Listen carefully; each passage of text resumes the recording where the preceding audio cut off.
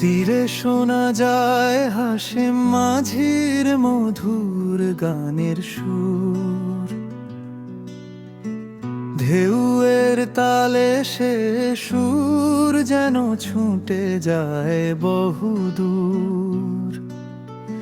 সোনার এই দেশ নিয়ে তো হাসেমের মুখে সব গান শুনে শীতল হতো নৌকা যাত্রীদের প্রাণ। নদীর পাড়ে ছিল হাসেম মাঝির ছোট্ট কুঁড়ে ঘর, সেই ঘরেই থাকতো হাসেম সন্ধ্যা নামার পর।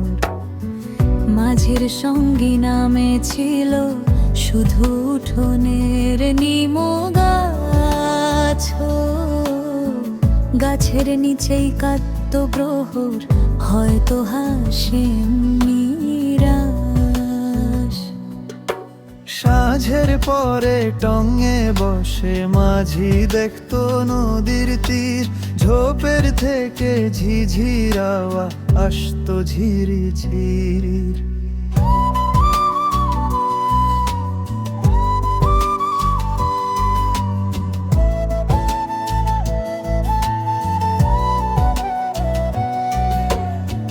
প্রভাত হলেই হাসেম বৈঠানে হাতে তুলি, গান যেন তার রুহের কথা, গানি মুখের বুলি।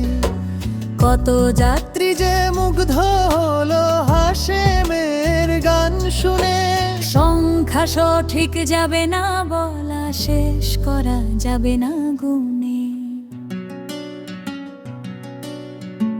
দুপুরের খাঁ রোদে হাসেম বৈঠাবে যায়, সকালের খাবার খানা সে তো বেলা গড়িয়ে খায়। বিকেল শেষে মাঝি বাজারের দিকে বৈঠাবা, সেইটুকুনি সময় সে গুনগুনিয়ে গান গায়।